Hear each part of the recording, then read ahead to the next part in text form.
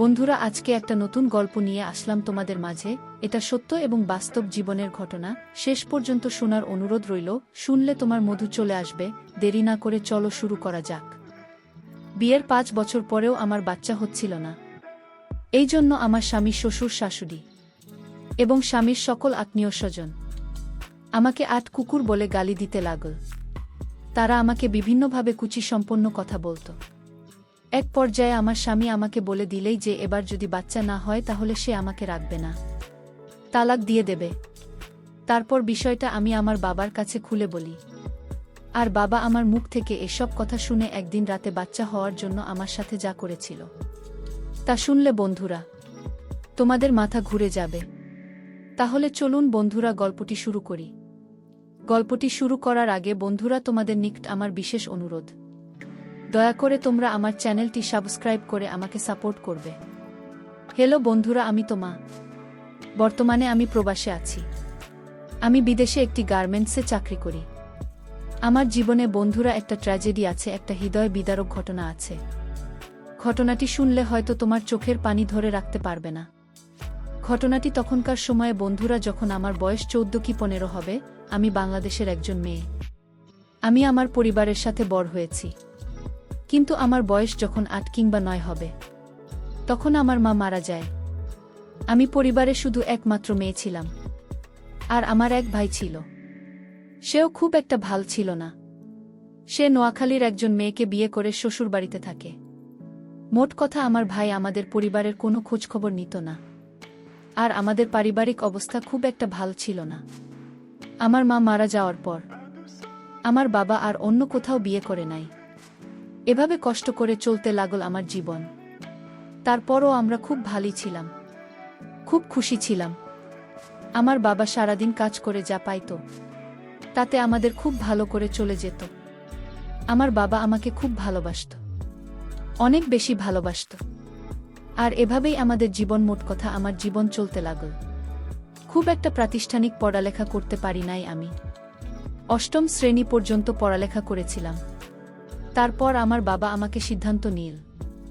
আমার যখন 14 থেকে 15 বয়স, তখন সিদ্ধান্ত নিল আমার বাবা আমাকে বিয়ে দিয়ে দেবে। আমি আর আমার বাবার কথা অমান্য করতে পারলাম না, কারণ আমার বাবা মধ্যবয়স্ক। আর তাছাড়া ও বাবা কাম কাজও খুব একটা বেশি করতে পারে না। বাবার উপর বোঝা হয়ে আর কতদিন থাকব, তাই সিদ্ধান্ত নিলাম এবং বিয়েতে রাজি হয়ে গেলাম। আর এদিকে আমার বাবা আমার জন্য পাত্র দেখা শুরু করল। পাত্র দেখতে দেখতে হঠাৎ একদিন আমার বাবা একটি ভালো পাত্রের সন্ধান পেল। কিন্তু পাত্র ছিল বেকার, সে কিছু করত না। কিন্তু পাত্রীর বাবা মায়ের পারিবারিক অবস্থা ভালো ছিল, খুব বংশী পরিবারের লোক ছিল। সবকিছু ভেবেই আমার বাবা এখানে আমাকে বিয়ে দিতে সম্মতি হল। আমিও সেখানেই গিয়ে বসতে রাজি হয়ে গেলাম। তারপর আমার বাবা আমাকে ধুমধাম করে বিয়ে দিল।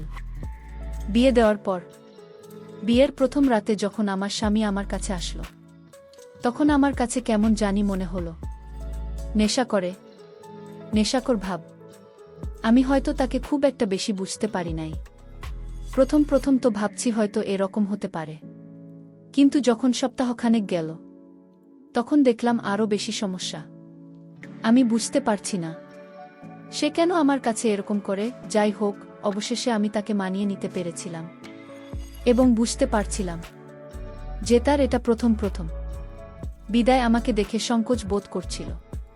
কিন্তু আমি বেশ কিছুদিন দেখার পরেও আমি আমার স্বামীর কাছ থেকে কাঙ্ক্ষিত মনের কোনো কিছুই পাইনি। অর্থাৎ একটা স্ত্রী একটা স্বামীর কাছ থেকে যা আশা করে তার কোনো কিছুই আমি পাইনি। সে 2 থেকে 3 মিনিটে আমার উপর অবস্থান করতে পারে না। তারপরও আমাকে ধৈর্য ধরে থাকতে হয়েছে, কারণ আমি গরিব ঘরের মেয়ে। আমি যদি বাবার কাছে আবার চলে যাই, তাহলে তো বাবা আমাকে কখনো কোনোদিন বিয়ে দিতে পারবে না মনে হয়। খুব কষ্ট করে আমাকে চলতে হয়েছিল। কি বল বন্ধুরা, বিবাহিত জীবনের পর স্বামীর কাছ থেকে যদি কোনো স্ত্রী তার আশানুরূপ কোনো জিনিস না পায়, যে না পায়, সে কেবল বুঝে তার বেদনা। আমার খুব কষ্টে দিন যাচ্ছিল। এভাবে চলতে চলতেই আমার বিয়ের প্রায় 5টি বছর পেরিয়ে গেল। আজ পর্যন্ত আমি কোনো সন্তানের মুখ দেখতে পারলাম না। সকলের কাছে আমি একটা আপনারই হয়ে গেলাম। সবাই আমাকে আটকে বলে গালি দেয়। আমি তখন হিংসায় চলে গেলাম। কাউকে বোঝাতে পারলাম না যে সমস্যাটা আমার না শামিল। এমতাবস্থায় আমার স্বামীও আমার শ্বশুর শাশুড়ির দিকে তালে তাল দিতে লাগল। আমার স্বামীও আমার প্রতি নেগেটিভ হতে লাগল। সে ভাবল হয়তো আমার সমস্যা। আমার স্বামীর সব কিছু জেনেও না জানার ভান করছে। আমার স্বামী তো খুব ভালো করেই জানত সমস্যা টাকার। তারপরও সেই দোষ আমার উপর চাপিয়ে দেওয়ার চেষ্টা করতে লাগল। ভীষণ বিপদে পড়ে গেলাম আমি। কি করব তখন বুঝতে পারছিলাম না। মন চাইছে এই মুহূর্তে পৃথিবীর সবচেয়ে বড় অন্যায়টাই আমি করে ফেলি, কিন্তু কিভাবে করব মাথায় কোনো কিছু ঢুকছে না। অবশেষে আমি বাবার কাছে সবকিছু খুলে বলতে বাধ্য হলাম। বাবা আমার সব কিছু শুনে কিছুক্ষণ চুপ করে রইল। চুপ করে থাকার পর বাবা মাকে সান্ত্বনা দেওয়ার চেষ্টা করল যতটুকু পারে। তারপর বাবা মাকে বলল, মা তো মা, তুই কোনো চিন্তা করিস না, একটা না একটা ব্যবস্থা হবে। আমি একটা না একটা ব্যবস্থা করবই। তোকে নিয়ে আমি ডাক্তারের কাছে যাব, অনেক বড় ডাক্তারের কাছে যাব, কিন্তু তারপরও আমি সর্বশেষ চেষ্টা করে দেব। তারপর বাবা আমাকে বলল, মায়ের সন্তান তো আল্লাহ পাকের দান। আল্লাহ যাকে যখন মন চায় তাকে সন্তান দেয়, আবার যখন মন চায় তখন তার কাছ থেকে সন্তান কেড়ে নেয়। আর এই দোষ কোনো মানুষের উপর চাপিয়ে দেওয়া উচিত না। আমার স্বামীর সাথে আমার সবকিছু ঠিকঠাকভাবে চলছিল, কিন্তু আমার কোনো সন্তান হচ্ছিল না। যদিও সে ক্ষেত্রে আমার কোনো দোষ নেই, তারপরও আমাকে দোষারোপ করা হচ্ছিল, যার কারণে আমার সংসারটা প্রায় ভেঙে ভেঙে যাচ্ছিল। এমন অবস্থায় আমি কি করব আমি কিছুই বুঝতে পারছিলাম না। শুধু ভেবে ভেবে চিন্তা করছিলাম। চিন্তা করতে করতে আমি আমার বাবার সাথে কখন যে ঘুমিয়ে পড়লাম তা আমি নিজে বলতে পারলাম না। রাত যখন 2টা কি 3টা বাজে, তখন আমি অনুভব করলাম ঘুমের মধ্যেই হয়তো কেউ আমার সাথে কোনো কিছু করার চেষ্টা করছে। আমি লাইটটা অন করার সাথে সাথেই দেখলাম আমার বাবা কি এমন অদ্ভুত অবস্থায় আমার উপর নিয়ন্ত্রণ করার চেষ্টা করছে। আমি বললাম, বাবা আপনি ঠিক আছেন তো? বাবা বলল যে আমি ঠিক আছি। তাহলে আপনি আমার সাথে এরকম করছেন কেন? বাবা বলল, শোনো মা, তুমি কোনো চিন্তা করো না। যে কারণে তোমার সংসার ভেঙে যাওয়ার অবস্থা হয়েছে, আজকে আমি তোমাকে সংসার টিকার জন্য সেই কাজটাই করব। আমি বাবার মুখ থেকে এরকম ধরনের কথা শুনে অবাক হয়ে রইলাম আর বললাম, বাবা আমি তোমার মেয়ে। তারপর আমার বাবা বলল, আরে তোর সংসার ঠেকানোর জন্য আমাকে যে এই কাজটা তো করতেই হবে। আমি বললাম, বাবা তুমি আমাকে এত ভালোবাস। বাবা বল, মারে যে করেই হোক আমার তো সংসার টিকাতে হবে। আমি তো সুখ এবং তোর মুখে হাসি দেখতে চাই, আমি তোর শান্তি দেখতে চাই।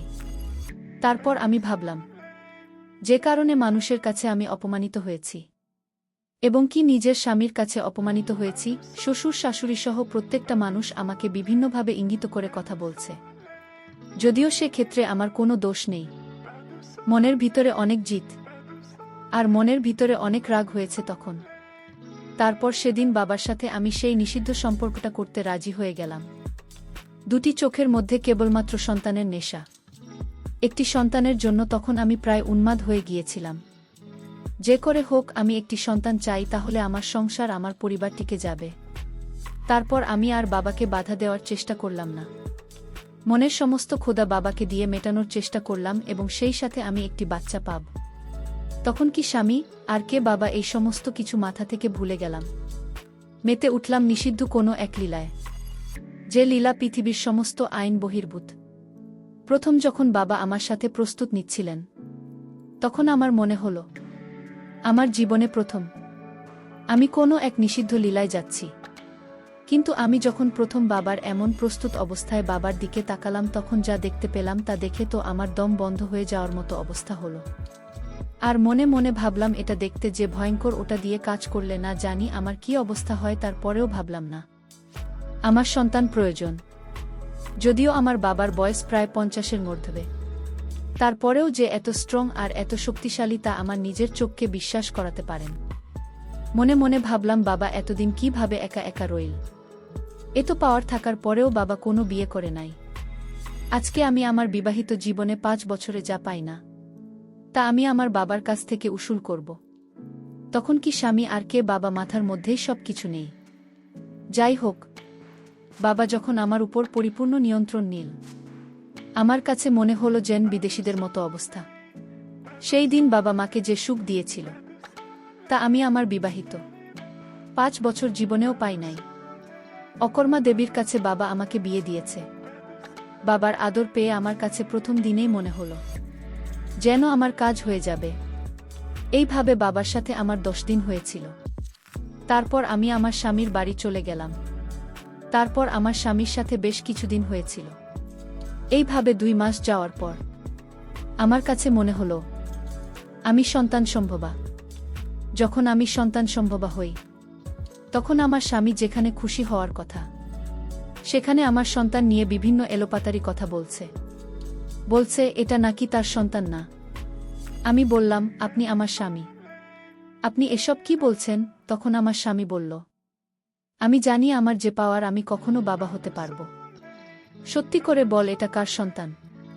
কি বল? বন্ধুরা, তার মুখ থেকে এমন কথা শুনে মাথায় আগুন ধরে গেল। হয়ে গেল তার সাথে আমার তুমুল ঝগড়া। তার মতো একটা অপদার্থ সাথে জীবন কাটানোর চাইতে আমার বড় ভাবাই ভালো, যে নাকি পড়াশ পেরিয়ে যাওয়ার পরেও এখনো পুরো ফিট। তারপর 10 মাস পর আমার কুল উজাড় করে একটি পুত্র সন্তান হলো। আমি আমার পুত্র সন্তানকে পেয়ে অনেক খুশি, কারণ আমি আমার ছেলের ভরসায় বাবার ঘরে সারা জীবন কাটিয়ে দিতে পারব। বন্ধুরা, এই ঘটনার পর থেকে আমি আমার স্বামীকে তালাক দিয়ে চলে এসেছি। যে নাকি কিছুই পারে না, আবার আমাকে কথায় কথায় সন্দেহ করে। যেখানে সন্তান না হওয়ার জন্য সে দায়ী, সেখানে বারবার আমাকে দায়ী করছে, আমাকে দোষারোপ করছে, আমাকে হেনস্থা করছে। তারপর থেকে বন্ধুরা একবারে চলে আসলাম বাবার কাছে। এখন বাবাই আমার সব। বাবা আর আমি এবং আমার সন্তান নিয়ে খুব সুখেই ছিলাম। আমার সন্তানের বয়স যখন 6, তখন সন্তানের ভবিষ্যতের কথা চিন্তা করে নিজের পায়ে দাঁড়িয়ে একটা কিছু করব ভাবছিলাম।